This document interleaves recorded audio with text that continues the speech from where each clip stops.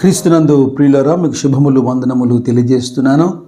అనుదిన ధ్యానమునకు స్వాగతం. కీర్తన గ్రంథం 81వ అధ్యాయం ఈ దిన మన ధ్యానాంశం. ఆసాపు రచించినటువంటి గీతం ఇది. మూలవాక్యంగా 13వ వచనం చదువుతున్నాను. అయ్యో, నా ప్రజలు నా మాట వినినడలా, ఇజ్రాయేలు నా మార్గములను అనుసరించినడలా ఎంత మేలు. పలుమార్లు దేవుడు తన ప్రజలతో మాట వినుట మంచిదని. నీ దేవుడైన యెహోవా నిన్నేమడుగుతున్నాడు? కేవలం ఆయన నీకు ఆజ్ఞాపించిన ఆజ్ఞలను, ఆయన కట్టడలను అనుసరించాలని, ఆయన మాటకు నువ్వు లోబడాలని. ఇదే కదా ఆయన అడుగుచున్నాడు. ఆయన బలిని కోరువాడు కాడు. వెండి బంగారములు ఆయన నీ నుండి ఆశించడం లేదు. మరేదో గొప్ప పనులు చేయమని పురిగొల్పడం లేదు. ద్వితీయోపదేశకాండం 6వ అధ్యాయంలో 4వ వచనంలో ఇలా ఉంటుంది, ఇజ్రాయేలు వినుము.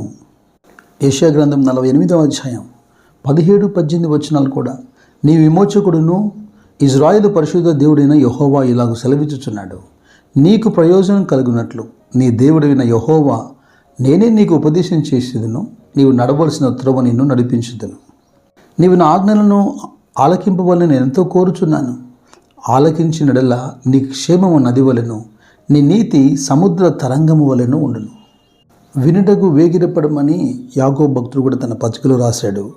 సమూయేలు మొదటి గ్రంథంలో 15వ అధ్యాయంలో 22వ వచనంలో సమూయేలు సౌలు రాజుతో అంటున్నాడు, బలి అర్పణ కంటే మాట వినుట శ్రేష్టం.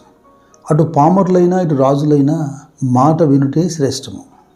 మీరు చూడండి, 81వ కీర్తనలో 13వ వచనంలో నా ప్రజలు నా మాట వినాలి, నన్ను అనుసరించాలి, అది వారికి ఎంతో మేలు అంటూ 14వ వచనంలో అప్పుడు అంటున్నాడు, నేను వేగిరమే వారి శత్రువులను అణగద్రొక్కుదును, వారి విరోధులను కొట్టుదును. తన ప్రజలైనటువంటి ఇజ్రాయేలుకు విరోధముగా ఉన్నటువంటి శత్రువులు ఎవరు? 81వ అధ్యాయంలో మీరు 6వ వచనం చూడండి, వారి భుజము నుండి నేను బరువును దింపగా వారి చేతులు మోతగంపలనెత్తకుండా విడుదల పొందెను. ఐగుప్తులో యోసేపుని ఎరగని ఒక రాజు పరిపాలన చేస్తున్నటువంటి రోజుల్లో తమకంటే ఈ హెబ్రీయులు విస్తరిస్తున్నారని, వారి ఎడల యుక్తిగా ప్రవర్తించకపోతే వారు ప్రబలుతారని, కాబట్టి వారి మీద పెట్టినటువంటి భారములలో, వెట్టి పనులలో ఇంకా శ్రమ పెట్టుటకును హింస చేయుటకు మొదలుపెట్టారు. జిగట మట్టి పనిలోను, ఇటుకల పనిలోను, పొలములో చేయు ప్రతి పనిలోనూ కఠినంగా సేవ చేయిస్తున్నారు. ఇక ఆ పనులు చేయలేక, బ్రతకలేక విసిగి వేసారిన మన పితరులు దేవునికి మొరపెడితే కదా దేవుడు మోషేని పంపాడు. ఈ పాఠం వింటున్నటువంటి మీ జీవితంలో కూడా ఐగుప్తు మోతగంపల అనుభవం లాగానే అనిపిస్తుందా? పని ఎక్కువగా, వేతనం కొద్దిగా మిగులుతోందా? శత్రువు మీ శ్రమను దోచుకుంటున్నాడా? మీ చేతి పనుల మీద దేవుని ఆశీర్వాదం లేనట్టుగా అనిపిస్తుందా? ఐగుప్తులో మన పితరులు ఇక మోతగంపలను ఎత్తకుండా విడిపించినట్టే ఇదిగో మత్తయి సువార్త 11వ అధ్యాయం 28వ వచనంలో మనకు ఆహ్వానం ఇస్తున్నాడు. ప్రయాసపడి భారం మోసుకొనుచున్న సమస్త జనులారా నా యొద్దకు రండి, నేను మీకు విశ్రాంతి కలగజేతును. ఇక కీర్తన 81వ అధ్యాయంలో 15వ వాక్యం చూడండి, యెహోవాను ద్వేషించువారు వారికి లొంగుదురు, వారి కాలము శాశ్వతముగా నుండును. దేవుడైనటువంటి యెహోవా ఇర్మియాను పిలిచినప్పుడు ఇంకా బాలుడుగా ఉన్నప్పుడే, జనముల మీద నేను ప్రవక్తగా నియమిస్తాను, ఇదిగో పెళ్ళగించుటకు, నాటుటకు, కట్టుటకు లేదా పడద్రోయుటకు నేను నీకు అధికారం ఇస్తాను, నీ నోట నేను నా మాటలు ఉంచుతాను అని చెప్పినప్పుడు ఇక వెళ్ళిన ప్రతి చోట ఇర్మియాకు అడ్డు ఆటంకం ఏది ఉండదని చెప్పలేదు. ఇర్మియా గ్రంథం 1వ అధ్యాయంలో 19వ వాక్యంలో దేవుడైన యెహోవా ఇర్మియాతో అంటున్నాడు, వారు నీతో యుద్ధము చేతురు కానీ నిన్ను విడిపించుటకు నేను నీకు తోడై ఉన్నందున వారు నీ పైన విజయం పొందజాలరు, ఇదే యెహోవా వాక్కు. ఆత్మీయతలో ఏ స్థాయిలో ఉన్నా ఆ స్థాయికి తగినట్టుగా యుద్ధాలు జరగడం సర్వసాధారణమైన విషయం. సత్యమును దుర్నీతి అడ్డుకునే ప్రయత్నం చేస్తుంది. వెలుగుతో చీకటి నిత్యము పోరాడుతూనే ఉంటుంది. అయితే దేవుని పిల్లలు, విశ్వాసులైన వారు ప్రతి చిన్న విషయానికి బెంబేలెత్తిపోకుండా ఓ సత్యాన్ని గ్రహించాలి. మీరు ఎవరితో పోరాడుతున్నారు? ఓ వైపున అపోస్తలుడైన పౌలు ఎఫెసీ సంఘంతో మాట్లాడుతున్నప్పుడు విశ్వాసుల యొక్క ప్రత్యర్థి ఎవరో చెప్పాడు 6వ అధ్యాయంలో 12వ వచనం చూడండి, ఏలైనగా మనం పోరాడినది శరీరులతో కాదు, కానీ ప్రధానులతోనూ అధికారులతోనూ ప్రస్తుత అంధకార సంబంధులకు లోకనాథులతోనూ ఆకాశ మండలమందున్న దురాత్మల సమూహములతో పోరాడుతున్నాం. అమ్మో, మనం పోరాడుతున్నటువంటి లిస్టు చాలా పెద్దగా ఉంది అని అనుకుంటున్నారా?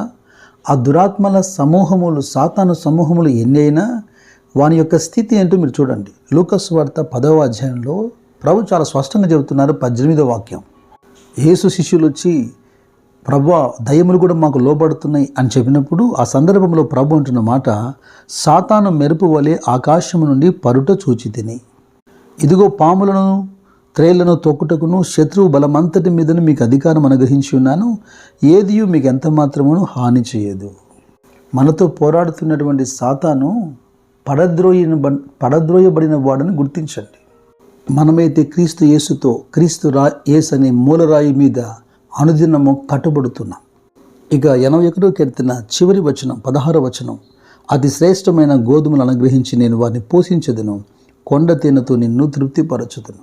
ఈ 13 నుండి 16 వచనాలు ఒక్కొక్క వచనానికి ఉన్నటువంటి లింక్ మనం గ్రహించాలి. మొదటగా మీరు నా మాట వినాలి, అది మీకు మేలు అంటున్నాడు. అప్పుడు నేను శత్రువులను అణగద్రొక్కుతాను అంటున్నాడు. శత్రువులు మీతో యుద్ధం చేస్తారు కానీ మీ మీద వారు జయించలేరు, ఎందుకంటే నేను మీకు తోడై ఉంటాను అంటున్నాడు. ఇక అతి శ్రేష్టమైన గోధుమలు అనుగ్రహించి పోషిస్తాను, కొండ తేనెతో మిమ్మల్ని తృప్తిపరుస్తాను అన్నది కేవలం ఫిజికల్గా మాత్రమే మనం చూడకూడదు, ఇది ఫిగరేటివ్గా కూడా మనం చూడాలి.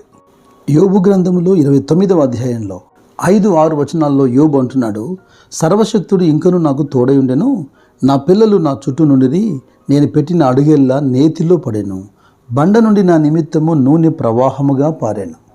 నిజంగా యోబు అడుగు నేతులు పెడతాడా? బండ నుండి నూనె కారుతుందా? ఇది జీవితంలో కలిగినటువంటి ఒక మార్పు, జీవితంలో కలిగినటువంటి ఒక అనుభూతి. అడుగు పెట్టిన ప్రతి చోటు నేతిలో పడిందంటే అది సక్సెస్ అని అర్థం. ఇక బండలాంటి కఠినమైన పరిస్థితుల నుండి నూనెను ప్రవహింపజేశాడు అంటే వృద్ధి క్షేమాన్ని ఇచ్చాడని అర్థం. ద్వితీయోపదేశకాండం 32వ అధ్యాయం 13లో చెప్పబడినట్టుగా భూమి యొక్క ఉన్నత స్థలముల మీద ఆయన మిమ్మల్ని ఎక్కించునుగాక, కొండ బండ నుండి తేనెను, చెకుముకి రాతి నుండి నూనెను ఆయన మీకు అనుగ్రహించునుగాక. ఆయన మాట శ్రద్ధగా మీరు వింటూ ఉండగా ఇటువంటి అనుభవాలు మీ జీవితంలో కలుగునుగాక. God bless you.